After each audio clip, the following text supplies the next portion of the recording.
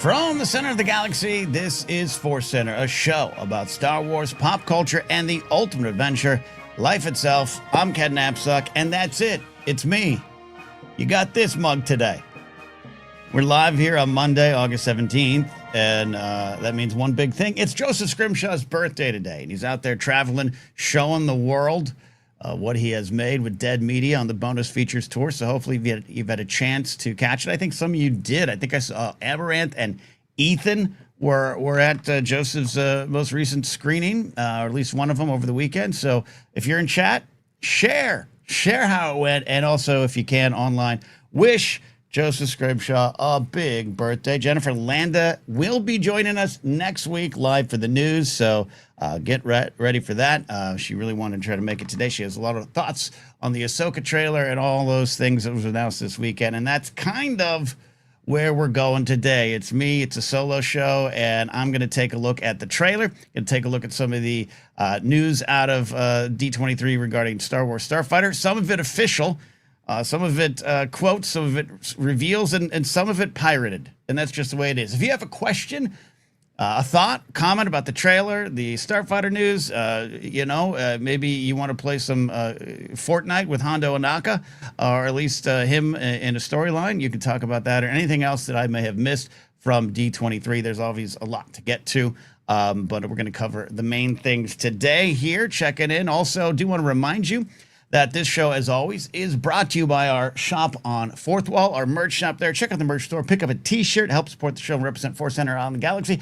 Or recently added the tumbler glasses. I tried really, really hard to get the shot glasses. They don't make them, as I said last week. But the nice tumbler is there. If you want to put some rocks and a liquid of your choosing in said tumbler and represent ForceCenter wherever you are. Hey, more things will be added, especially now that I got that new fixed logo that will make me create items with confidence. Head on over to forcecenter-shop.fourthwall.com, forcecenter-shop.fourthwall.com. Also consider supporting us on Patreon at patreon.com/ForceCenter. It is truly the lifeblood of the show. It is how we kind of stay afloat doing this professionally. And we are always happy with our community that gathers around us in Discord and continues the conversation. But on Patreon, if you want to support, head on over there, forcecenter.com/Patreon.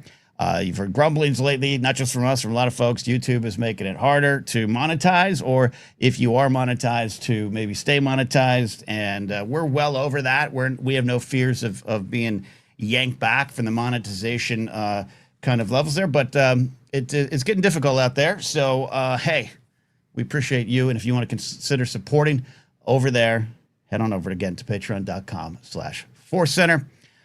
So there we go. A lot going in here. We've got comments already coming in from our regulars there. Amaranth reporting here. Reporting from a screening of Dead Media. I was pleasantly surprised by Joseph's movie. It was a lovely mix of scary and silly. Definitely recommend. It is. It absolutely is. Wouldn't expect anything less from Joseph there, of course. But yeah, it's thrilling. It's scary. It's a little psychological theater of the mind, and also just really funny. And heartfelt there. So check it out. David at Channel 19 says the Star Wars and Marvel crossover announced before D23 with Kevin Smith. It was. So we'll discuss the big stuff here today. First of all, I just want to address that it's exciting to get some Star Wars news that is of a certain level. We cover Star Wars news every week as best we can. And doing this 12 years, there's always going to be those points in time where there's a little bit of less news. But I always get a little bit of a shot of adrenaline. We were talking about it Friday on the ForceCenter Now episode that, hey, D23 is going on. We'd already started to see some reveals with the costuming. That probably meant, and there was always already the thoughts of footage coming. And the first teaser trailer for Ahsoka Season 2 came, along with the news that it was going to be released, or will be released, on January 20th. I forgot to write down how many episodes. I'm going to say 8. If anyone has that information, I forgot to dig that up. So we're going to talk about that here right now, but I just want to address that. It's really exciting. It's exciting as we head to the 50th year. And I was bummed that Ahsoka was moved to 2027, but I think it's going to make for a big year. And this is also going to be, I think, one of the last live-action Star Wars shows for a while. We'll talk about whether or not there'll be more of Ahsoka on film or on screening. I don't know.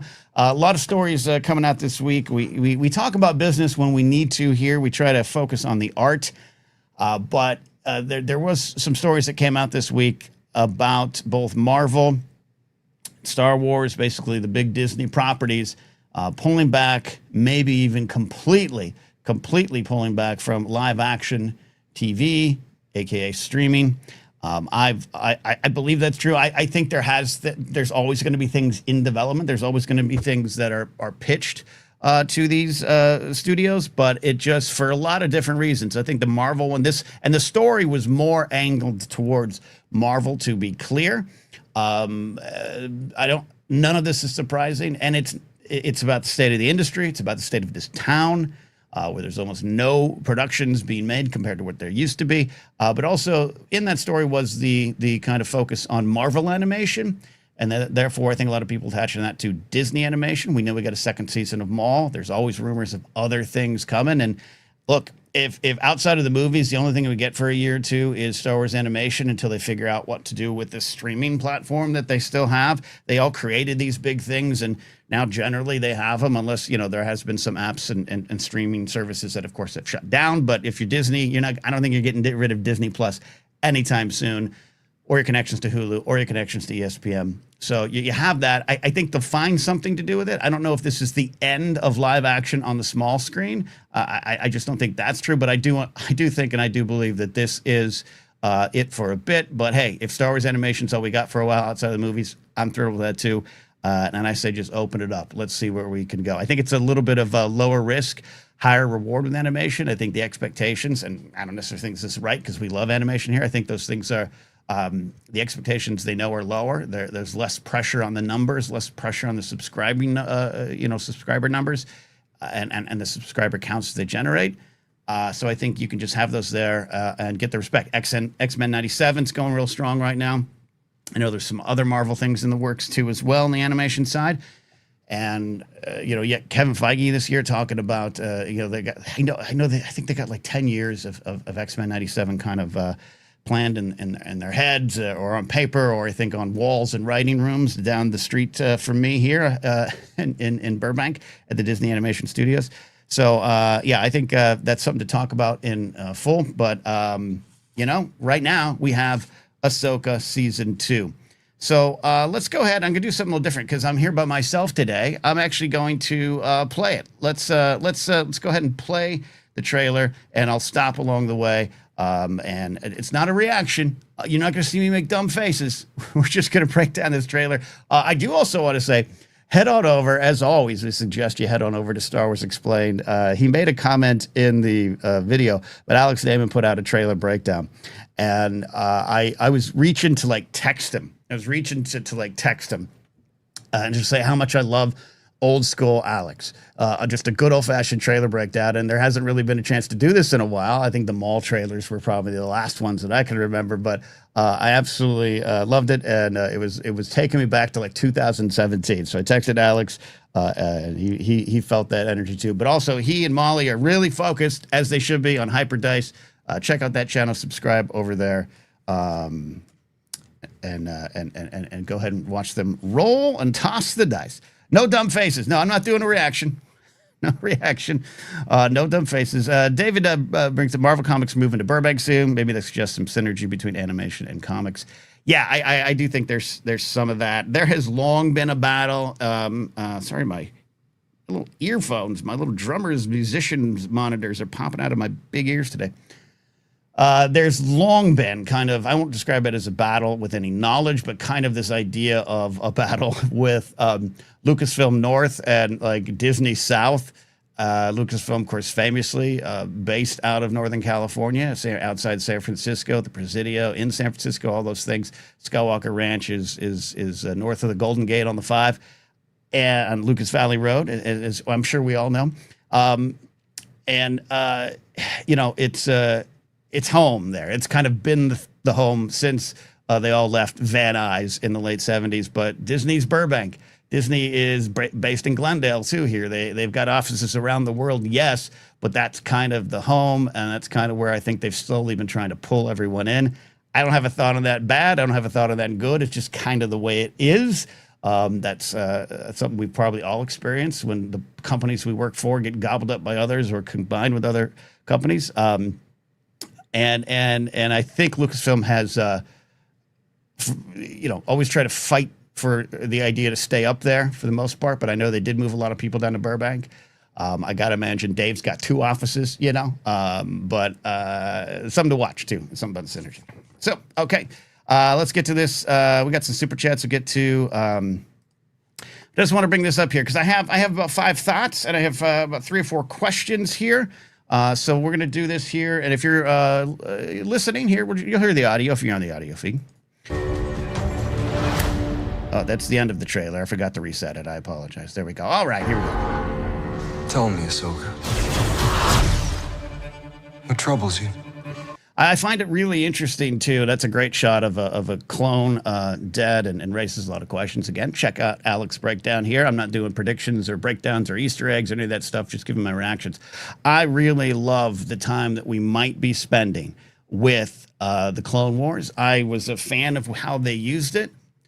I was a fan of how they shot the episodes when they went back to Clone Wars. I would like it to be a little more robust, and this does look a little bit more robust because you have a lot of clouds and kind of a hazy kind of a vibe here. It could lend itself to being just a location where the battle is, but also maybe how this is being presented. I love that the trailer starts with this, that the questions are answered. You knew Hayden was coming back. We let you know. We got Ariana Greenblatt back as Ahsoka, young Ahsoka, who was spectacular last season. She's also a wonderful performer, great in the Barbie movie. And I like the emphasis there. And I like they leave the mystery. I am one, if I'm putting money down, and I'm not going to be getting to the predictive markets here. No Kalshi is a sponsor here. But maybe David Mackay, if you're putting down the bets, put down the bet for me that we are going to get Obi-Wan Kenobi. I absolutely believe that's happening. I think it's hard for you to keep secrets. He seems to dance. He seems to play with it all the time. He has for years, and I'm excited about that idea. I love how much they might spend in that time period. And this it could be one episode, right? It could be one moment. I totally get that. But I like the emphasis of starting with the Clone Wars and going back to where a lot of Ahsoka's training, a lot of Ahsoka's perspectives, learned lessons, hard and easy, but also, her traumas, too, come from this era. So there we go. I really love that. I know everyone's talking about that guy. The trip, it's almost like a triple lightsaber. We'll see. I always like new Star Wars lightsabers, and I know there's questions on who he is because it's not a red lightsaber. I'm not worried about that. We'll see. This could just be a little moment. I don't think it's a new villain here. Now we're gonna get some good lightsaber, and also, by the way, to see Hayden get a chance to swing that blade again anytime, I think that we're blessed. Much like the llamas on his farm, we're blessed to have Hayden in our lives. I'm always walking by your side. Citizens Switching of the glorious empire, I have returned. Older Ahsoka, Thrawn. I took an oath to protect the empire. There we go. I therefore declare war. I want to talk a little bit about Thrawn. This is cool, too. A lot of people talk about this. We'll talk about the Night Sisters here first.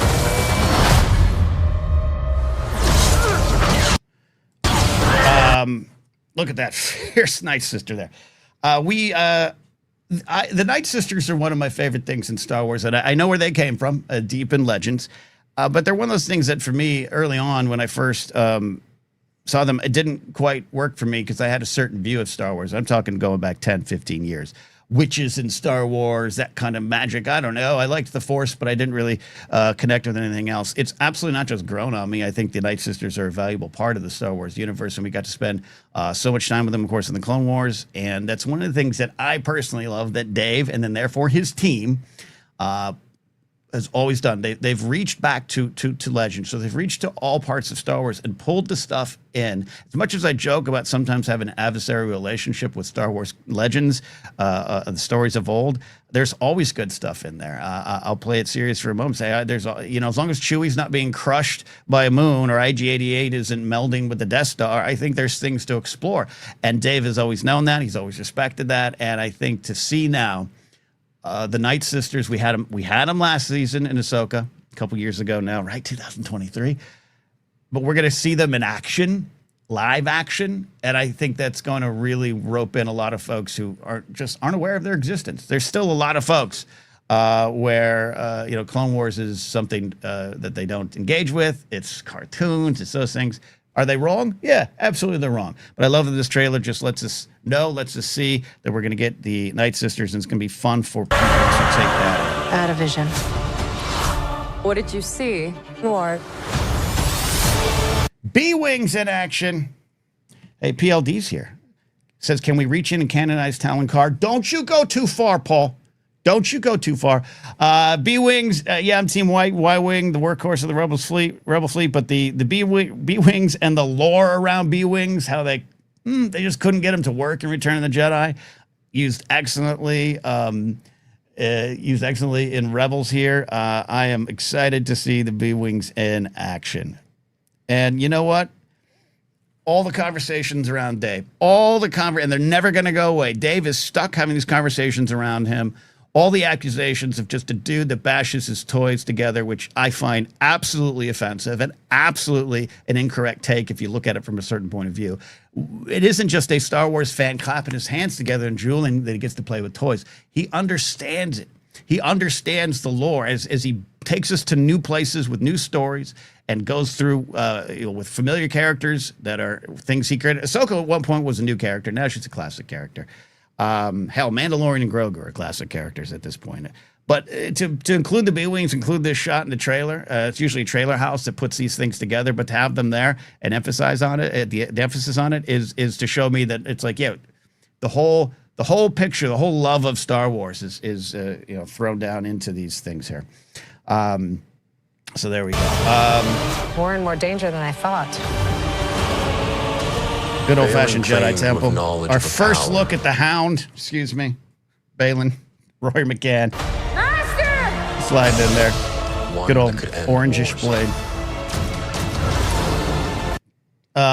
Chopper doing chopper things. Zeb. All these things. Classic Return of the Jedi stuff right here. This absolutely takes me back to 1983. And that's one of the questions I'll have here, but let's just kind of finish up what we got going I on. walked away from the Jedi.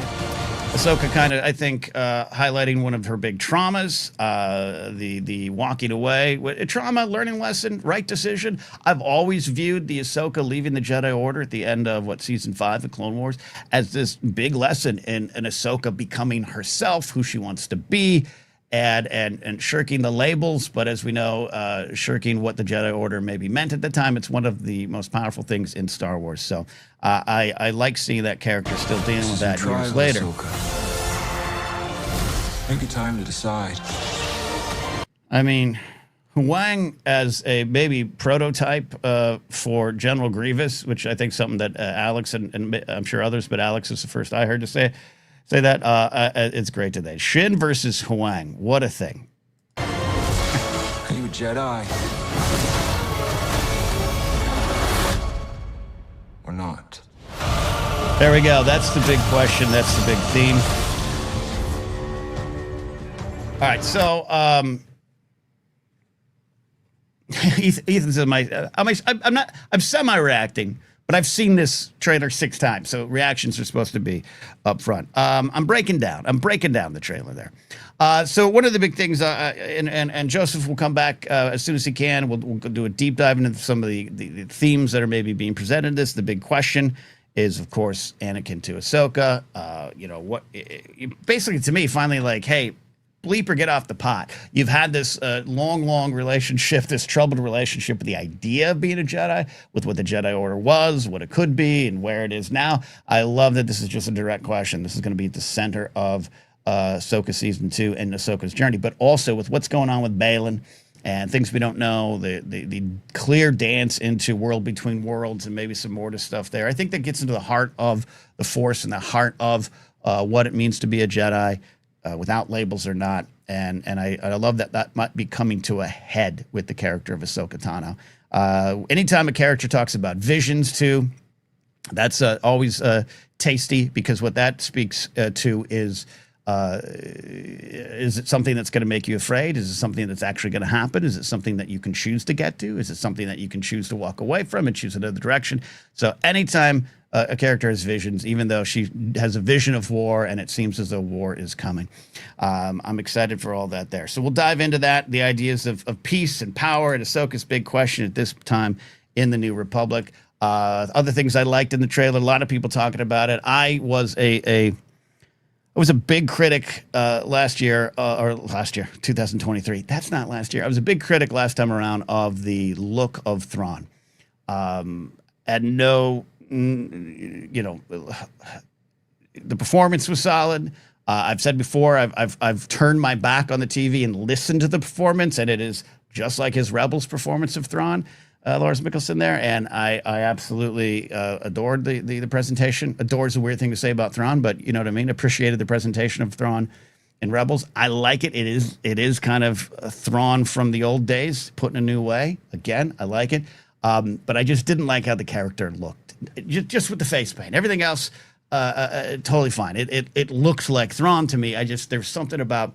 I said face paint like he's a pro wrestler, but it just didn't work for me. And this time around, it looks a little better. We're 3-4 years moved forward in technology and how to shoot these things, and I thought that was one of my problems with Ahsoka season 1, and a lot of streamers is they're, and it's not a critique of the volume. They're just kind of too clear for me. They're too crystal clear for me.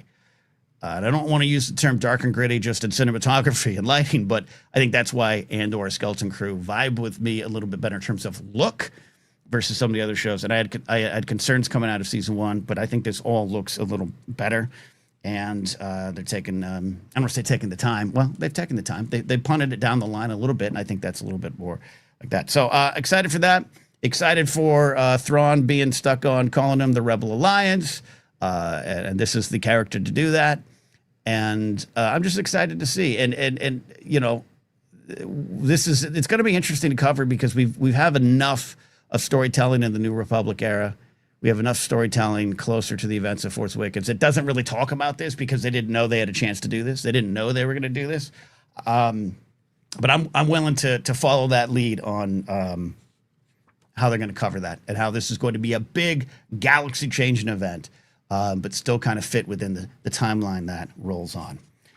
So there you go. So that's some of the stuff. I have some questions myself that come out of the trailer, but let's go ahead and take some comments and questions here from all of you. We're live here, ForceCenter News on a Monday. Thanks for joining me. Solo show. Joseph's out peddling his wares. Go see Dead Media, and Jennifer Landa, who's busy making some Star Wars merch and a whole lot of other things with her schooling, family life. She's going to be back next week.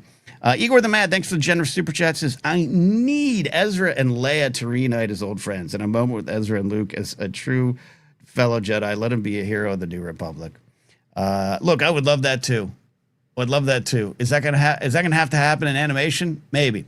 I at this point am not. I'm expecting them to handle the big three, which to me is Luke, Leia, and Han. I'm expecting to handle them the same way. Or you might get a 3PO appearance, which is probably Anthony Daniels' voice, but Chris Bartlett in the outfit. I'm expecting that. I am not expecting Han. I'm not expecting Luke. I am expecting more references to Leia. They can only handle it without a full recast. They can only handle it in certain ways, and I think I for one have to live with that there as a fan. Just have to sit with that and accept the realities of where we are. We're having this is being released in 2027, so we can't go back 30 years or so with performers. We could digitally, but that raises questions that I think I'm okay with not wrestling this time around and just having this show do what it does. But Igor, your question is, yeah, those characters hang over it because they're big in the story, and all these kind of characters like Ezra would have thoughts on those characters, would want to learn about those characters. Ezra and Luke are interesting because kind of the same generation, right? Kind of the same age.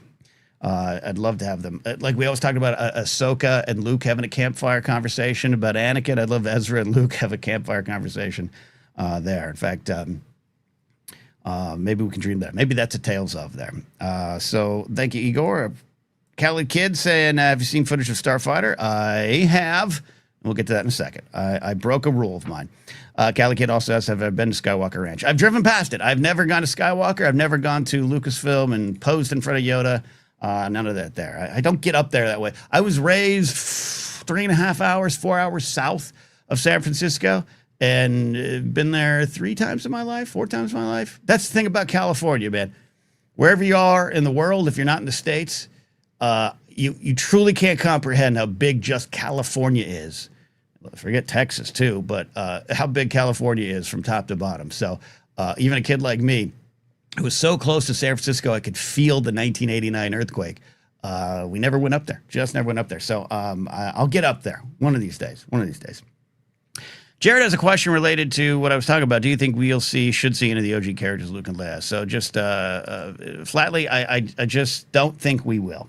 I just don't think this is how they want to, or the place they want to deal with it. If this was a motion picture, I could see that being the question. Jeannie from Tahini, thank you for the generous super chats. It's like, I felt kind of flat about the Ahsoka show before, but this trailer has me stoked. It looks great. Cali Kid also with another super chat. I'm hyped for Ahsoka 2 and Starfighter. I'm right there with you, Jeannie. I think obviously, I've maybe overspoken and overshared on some of my problems with Ahsoka season 1. I have some questions I'll get to here in a second that still might have to do with that. But I'm excited too. I'm just excited for the Star Wars news that's out there. But I do love these characters. And Ahsoka, I don't ever want it to get twisted or forgotten. Ahsoka went from, what is she saying? Snips in me. I was one of those folks, to rediscovering the character, rediscovering the Clone Wars, and would say that she's at one point a top 5 favorite character. Since then, so many other Star Wars characters have come in. It's hard to maintain that list, but I still put her up there. And I'm hopeful that some of my concerns that I had coming out of season 1 are no longer present. But one of them is just the overall look. It looks good. It looks big. We don't see a lot of space battles in the modern era as much as we'd want. We see a lot of battles kind of in atmosphere, but I absolutely love some of the shots we've seen here. Love some of the shots. All right, so some of the big questions, and I agree with this, from Will Dixon, the Night Sisters have just become cooler and cooler. Who doesn't like some space witches doing space witchy things there?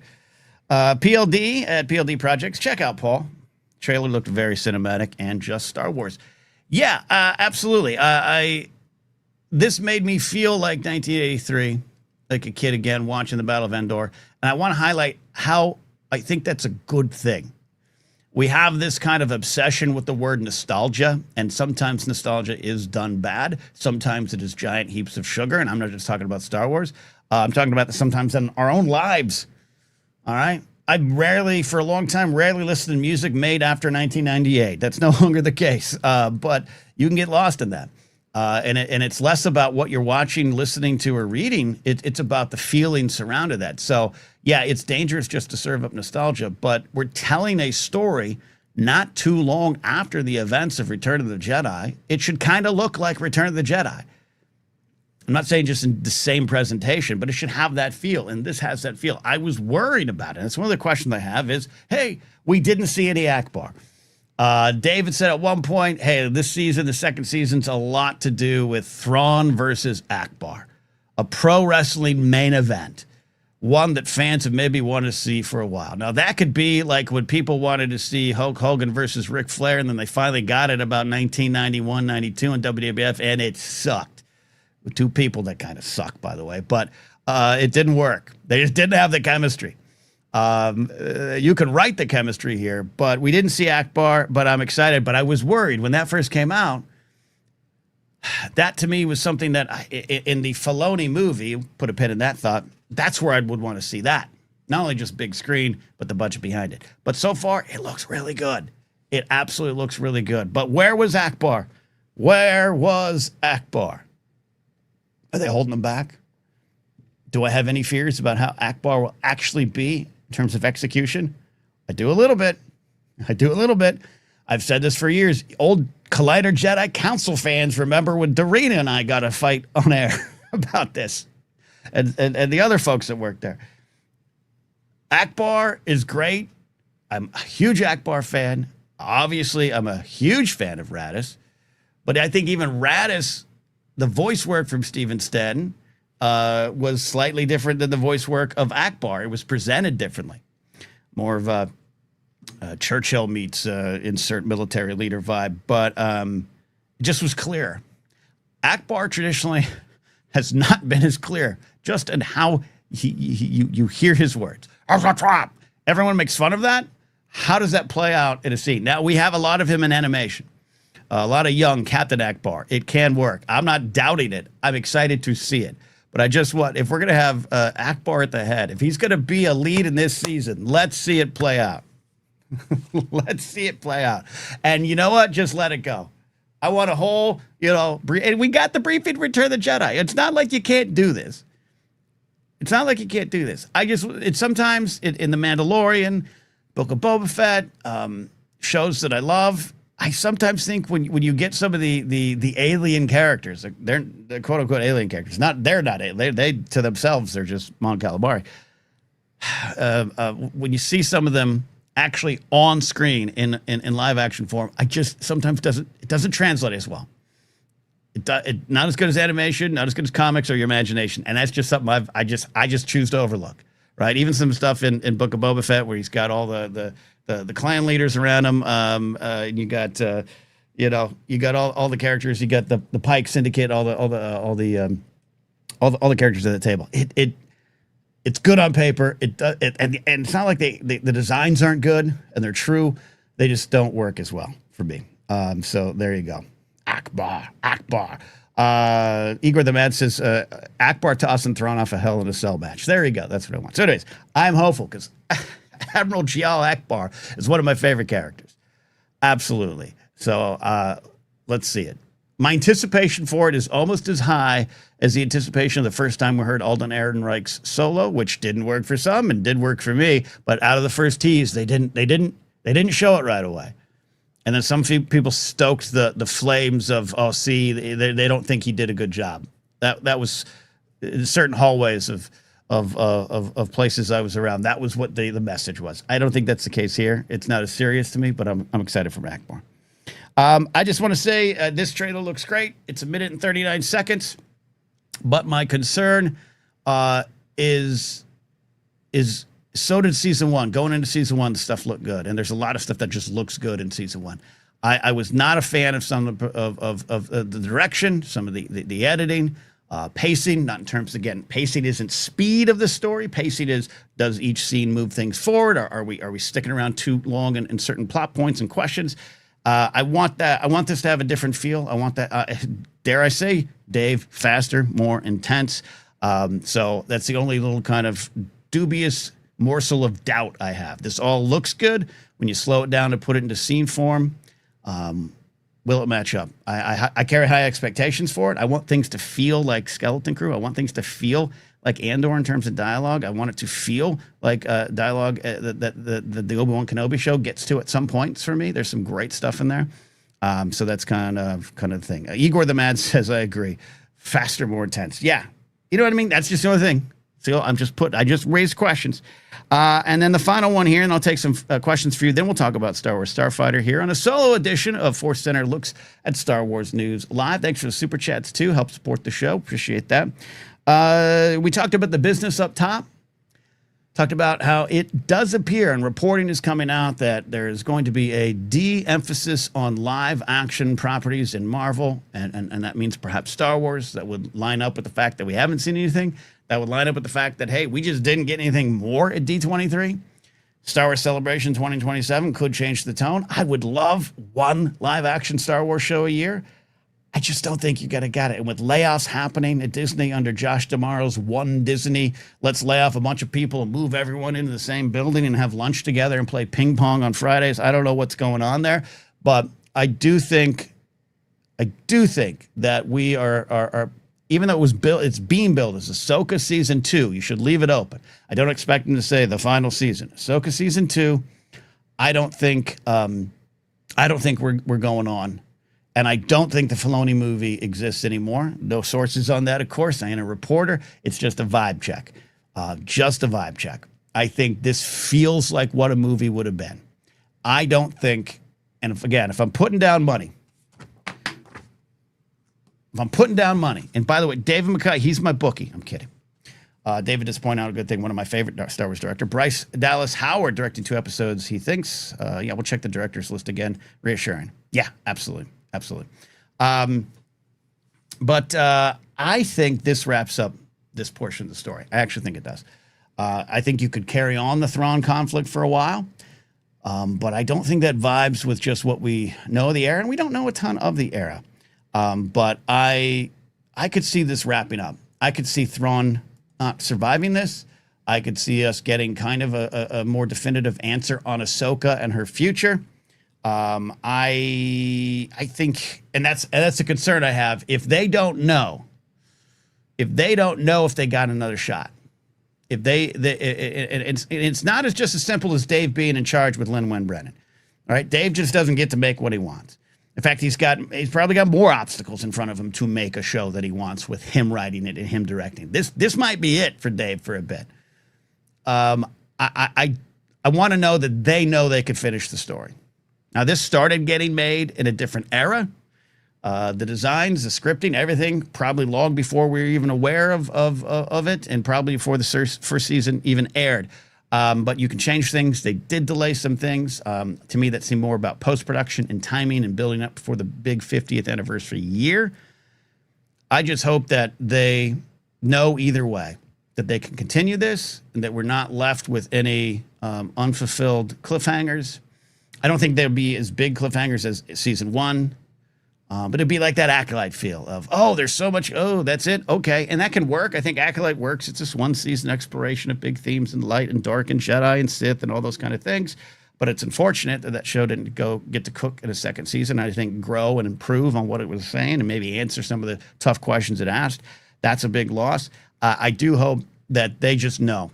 They have a bit of a hint so that the season 2 feels like a little bit of, not a wrap up in a nice tight little bow, but that we get some of those bigger answers there. So that's that. And I just, so if you're putting money down for me, if you're my bookie out there, I think Thrawn dies, and I don't think we got a movie to carry on these stories. So there you go. A Thrawn flick, if you will, says David. Ouch, babe. That's good. Ethan said, I don't think it's happening either. Talking about the Filoni movie. I want to be wrong just to avoid the discourse that will ensue, but I don't think the movie is happening. And I'm fine with it. And I get wary of any of the discourse anytime around. And that's why I think I'd still kind of love getting confirmation on the Rey movie and Sharmina Ben-Shinoy as the director. I have high hopes that a project starring Rey and Daisy Ridley will be there. I have less hopes for it being what it was presented. We'll see. We'll see about that. But I don't think that Filoni movie is happening. And it's okay if it isn't. To me, it's okay if it isn't. Igor the Mad, take the hits, take the discourse hits. Just make a decision that seems good for the overall company. Maybe a hot take, says Igor the Mad, but I would happily take one Star Wars show every 2 years if it was Andor levels of production quality, give us animation between that movies. I actually would too. I absolutely agree with that. Gaz said, I think Disney Plus will lose a lot of subscribers if they don't do at least one Star Wars series a year. A lot of people subscribe for just that and are Marvel. And I think you're right. And I think that's kind of where where there could be some worry. You built this up. You said, hey, subscribe with us and we're going to give you the things you love. And then they inundated us with projects. The popular ongoing opinion is that it watered down a lot of the shows. That's maybe up to, personal perspective and experiences with the shows. I don't necessarily think it's 100% true. I don't think that's necessarily 100% false, especially on the Marvel side. One of my friends wrote one of the live action Marvel shows, and there was a lot of moving pieces. Is all I'll say. But they have this streaming thing, and I I don't know if they're ever going to fully punt it. Disney is a company. Other companies have, and mergers take care of things. And I don't know how many HBOs I have. HBO Go, HBO Max, HBO Plus. I don't know. I go watch House of the Dragon and Night of the Seven Kingdoms there. We'll see. PLD says, I think the answer are one-shots. They don't have to commit a ton of capital or time. If it's something that does hit, they can explore further. So I expect a bunch of special presentations. Hey, I would agree with that too. A lot of folks looking at Rey, the Rey picture maybe getting folded in the Kinberg trilogy. Joel Davis says that. So I think the Rey film and Humphrey Bensel is now the Kinberg trilogy. Rey getting folded in the Kinberg trilogy, says PLD. Yeah, that's kind of been some of the things going around. I think it makes some sense. I know there was a Dave being Dave comment about the Hunt for Ben Solo. I still think the Kinberg trilogy is about building Star Wars for the new generation beyond these new generations. And I think Rey could be the center of that or a part of that, as well as some of the other characters we know and love. So all that could kind of make sense for me. There you go. All right, next story up here. Get my cues ready here. Thanks for all hanging out with me here today. Solo show of ForceCenter News. Don't forget, check out our merch store at Fourth Wall, putting some new items up. And I'm very excited, as I said before, I'm very excited. I'm like an old man that discovered a thing. I fixed the logo with Fourth Wall, the help desk there. They actually reached out. And so now I'm more confident that the merch you get will be the merch you want there. Okay? David points out this was announced this weekend. This is, by the way, really interesting. Adam Driver is about to become a busy man with X-Men. Yeah, Adam returning to the Mouse House would be more surprising if we didn't know that he was behind the hunt for Ben Solo. But it's a little surprising. He is a serious man.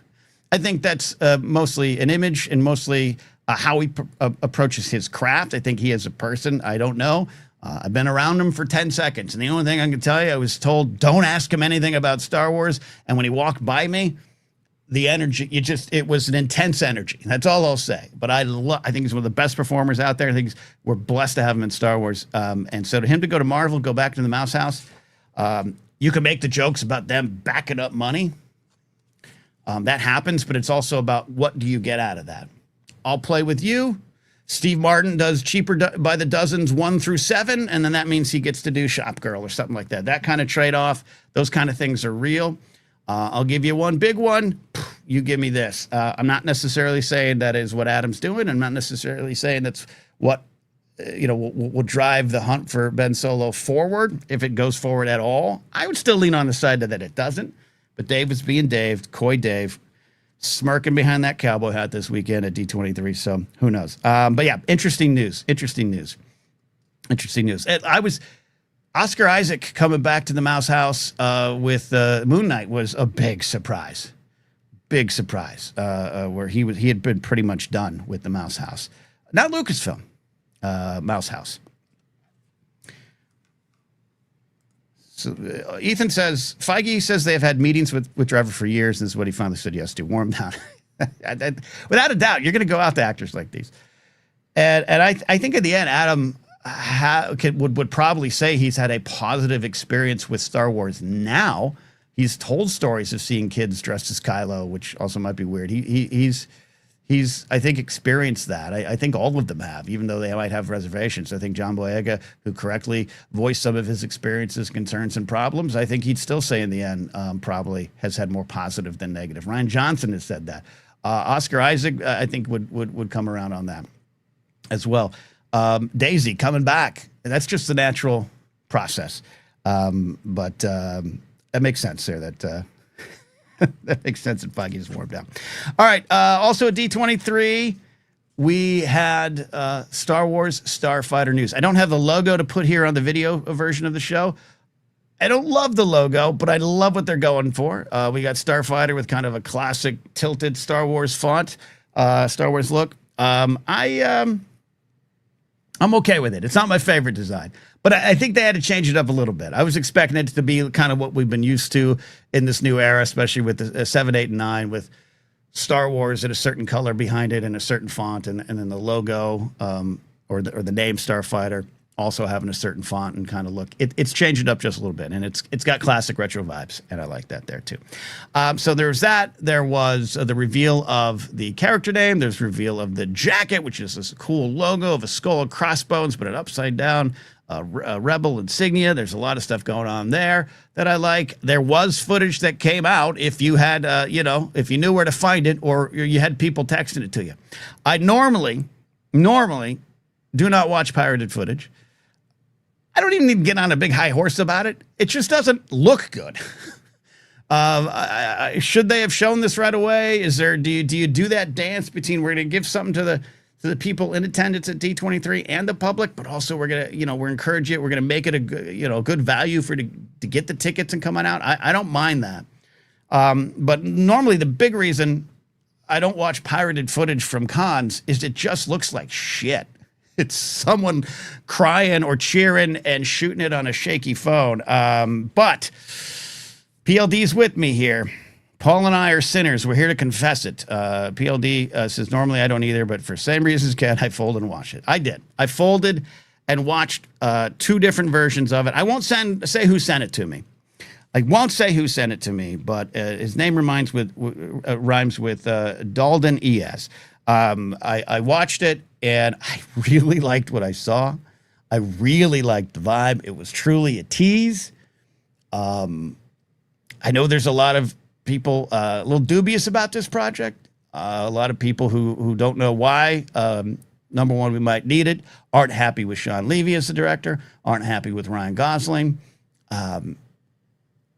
We'll see. Long way from getting over the finish line. Well, not a long way. Just a few months away now, right? May 2027. Trust me, kids. It's almost here. But I really like what I saw. I just like it. It felt, I hate this term, but it felt, PLD will agree, cinematic. And it felt new, but very familiar. It hit all those boxes. And I'm on record as saying, that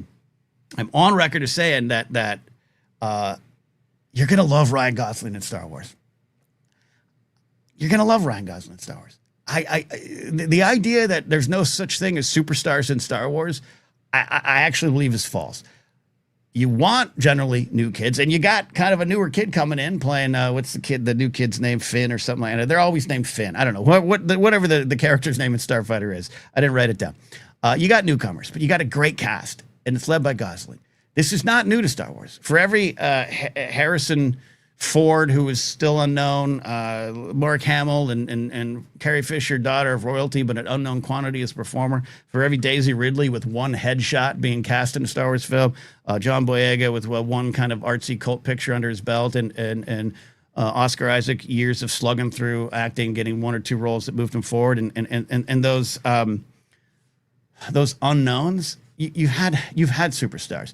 I think sometimes it's forgotten that in the late 90s, when we heard the news that, Natalie Portman, that kid from The Professional, that she's going to be in it. Oh my God, Ewan McGregor from Trainspotting, Samuel Mother Bleepin' Jackson, Liam Neeson, those were stars. Those were big names. You had an up and coming ingenue. You had a art house cult guy. Don't forget, same year, Phantom Menace, around the same time, Little Voice with Ewan McGregor came out. And that's one of my favorite pictures, too. Check out that movie, by the way. It's been a long time since I mentioned that. But Liam Neeson, man. This is long before Taken, but this was still a big name. And Samuel L. Jackson, this is in that era where Pulp Fiction has changed the landscape in a lot of ways. So those are big names. And Gosling, I think, is even above that. And he's a versatile performer. He is an actor's actor, and I am excited to see what he can do, and I loved what I saw already. That said, okay, I do have a clip here. There was a lot of comments that Mr. Sean Levy had, but we're going to listen to one here. This is, there we go. I'll put it right here. All right, let's listen to this. I keep telling fans of Star Wars, I'm one too. I'm one of you too. And so the opportunity, especially after I made Deadpool and Wolverine, that was such an incredible experience. But while I was making Deadpool and Wolverine, Lucasfilm and Disney said, we want you to do Star Wars and take it somewhere unexpected. And I said, okay. So this also confirms what has kind of been out there too, that the Levy being in the fold was not necessarily his idea or his campaign, but was what the head honchos wanted. Again, I think the reasons have been brought up here by us a lot. I understand why he's not a popular choice. I had some good conversations with folks like Robert Butler III and Andres Cabrera at Comic-Con about why he is a safe choice and why that's a negative thing. I think it can be also a positive thing. Not just, he seems like a good dude, and I say that loosely because you never know who actually is a good dude. Actions speak louder than words, but he's put so many films out that have big money behind them and have big studios behind them and have big names behind them, and they always seem to work. Are they all art house favorites? No, and he knows that too. But I think he knows how to get a film over the finish line, and I think they needed that. It makes a lot of sense on paper. So I like that this was something that they sought out. Okay, well, what's it a sequel to? What's it a prequel to? Like, nothing. Just make it loyal to this franchise you love, but a new adventure. So that's the other part of this quote that's interesting to me is this is clearly parting line stuff right here. Him saying, all right, great, I'll make your Star Wars picture. Let's do this. What are we going to do? Is it part of the new trilogy? Is it episode 10? Is it what are we doing here? And they tell him, and he's told, no, do your own thing. Tell your own story. We're going to set it here. So you got things maybe from the past to work with, and maybe you can help us establish where we are. We'll talk about that. But that's clearly not just something that they sold him. That's what they're trying to sell us. And I like that. I don't mean this too snarkily, but there's a large section of folks who are like, you're getting what you wanted. You're getting what you wanted. For a long time, I've had to hear, Star Wars just ain't taking risks, ain't doing new things.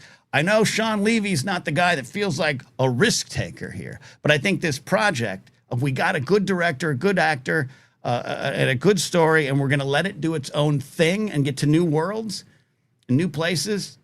This is kind of what a lot of you wanted.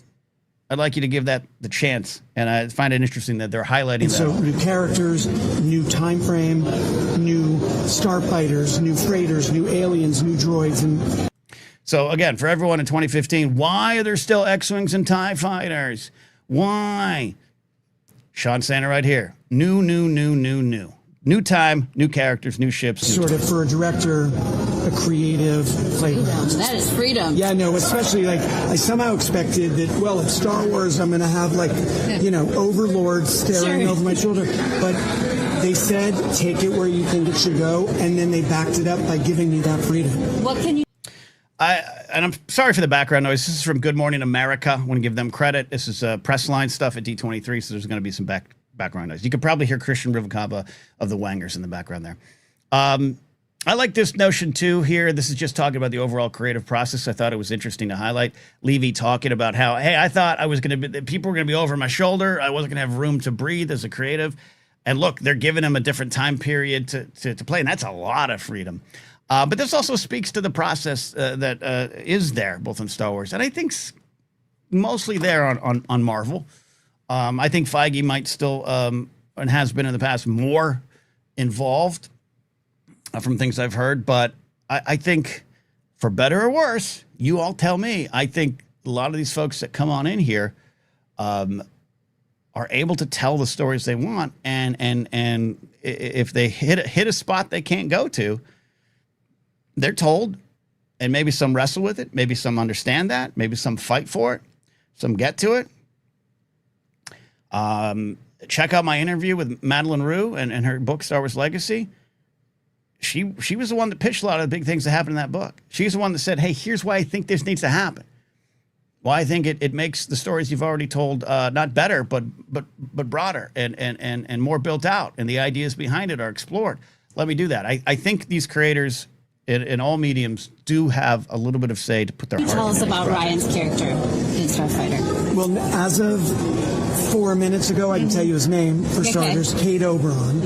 And we also introduced a certain emblem. All right, let's do it. Cade Oberon, spelled Kadeauberon, I think. Cade Oberon. Gut check. What do you feel? Is this a Captain Phasma situation, or is this like, yes, Poe Dameron? That's a Star Wars name. I'm leaning towards that seems like a Star Wars name. Cade, definitely. Cade, we know its place in Star Wars legends. And I know there might be some tingles in the back of some folks' head of what that name could mean. But this is with a K. Could be a made-up name. Oberon. Okay. I like it. I'm leaning. Yes. On the back of his jacket, which implies the fact that, I mean, this is a moment in the galaxy where there is no sort of governing enforcer That's or big. order, right? And so everyone is just trying to survive. Everyone is having to do what they have to do to get by. And Ryan's character, Cade, is from the wrong side of the galaxy. Did not grow up with a silver spoon in his mouth. A little bit of an edge, a little bit of a working class background, comes from zero privilege and he goes on an adventure that sort of intersects his fate with the fastest starfighter ever built. All right. So there we go. All right. I kind of really love where they're going with that. This doesn't paint a complete picture of post episode 9, but it gives us an idea. The fact that there isn't any true leadership in the galaxy, the fact that we're dealing with class situations, economic class, privilege versus non-privilege, the hard edge there, the jacket itself. We know that Ryan Gosling loves playing characters with cool jackets. This is a fact. The crossbones, the upside down rebel insignia, the punk rock nature of that jacket, the hard edge biker version or appeal or aura of that jacket. What we got, I won't say. Well, there's something in the footage if you've seen it. If you've taken that immoral dive into the leaked footage, there is an acknowledgement of without details of stories in the past. But I kind of like this idea. I kind of like where we're at. Ethan says, all that sounds good to me. Go picture. Igor the Mad, the galaxy has been balkanized. That's fascinating. Yeah, I just like that picture there. I really like that picture of it's different, right? It's not a lather, rinse, repeat of another victory. Now, another government has to take place, and now we're figuring out how to do this. We got something has happened. It's chaotic. It is not unified. It is not like the past, and you have to hack your way forward in this kind of Star Wars galaxy. I hope this is setting us up for more. I hope if this does factor into any story with Rey, that it does kind of help us, get a picture of what that might be. That it's not just simple hard lines around political factions. That society is a little bit on the edges, and what's the Jedi's place in that? That might be a question for another time, but I love that there. 8984M Brady says maybe it's a Three Kingdom situation. Yeah, a lot of good stuff. And I saw a lot of you are saying Oberon, spelled Oberon, is Midsummer Night's Dream. Look, I was only in Merchant of Venice. Okay, I wasn't in Midsummer's Night Dream, but I'll take you guys' word for it. So, yeah, I'm excited by that stuff. I think this is going to be a big year for Star Wars. Final moments here. So if you've got some questions, I'm starting to, I think, lose my voice. If you got some questions, let me know right here. Get them on in. Appreciate the super chats here today. Go ahead and get your questions. I'll try to answer them. I'll be back Friday with ForceCenter now. Trying to record with Joseph this week. Jennifer returns live next Monday for the news. Check that out. And she wants to give her takes on this stuff, too. Anyways, final thoughts. We're heading into a big year for Star Wars, the 50th. We got A New Hope, the quote-unquote original cut, the original versions, whatever you want to refer to them as, back in theaters. We got Ahsoka coming. We've got this film kind of being, I think, the building block for whatever's coming. I think The Mandalorian and Grogu was this wonderful, warm, but still weird little asterisk on whatever this era was from late 2019 to now. And I think I'm excited to see where we're going. Igor is right. It's going to be a good year. Star Celebration, as someone said in chat earlier, is going to be really interesting. It's going to be really interesting. What will be announced? What will be confirmed? I'm less worried about announcements. I'll say this right now. I am less worried about announcements. I don't need at Star Wars Celebration 2027 another thing where Dave comes out, fresh new cowboy hat, maybe a trench coat, maybe looking like he's an extra from Young Guns 2. I don't need to come on out and say, here's the next 10 years and here's the directors making it. I don't think I need that. I don't think I want that. I think what we got in the 50th year is to say, here's what we've got. Here's what we've got going on. This will be in April. This film comes out in 2 months. We just had Ahsoka. We got Maul Shadow Lord, but here's what we're doing with this. Maybe some little things. Maybe Daisy comes out to reassure those of us who want the film. But I really like that where we are in the 50th. And yeah, Maul coming back for 2027 too as well, since David. So there you go. All right, that's it. We'll see you. Keep the questions coming in all week. We'll answer them again on ForceCenter now. Thanks for the watch later, crew. Appreciate y'all hanging out with me. You can, once again, consider supporting us over at Patreon at patreon.com/ForceCenter. And that's it. Bye, everybody. Bye. We'll see you next time here on ForceCenter.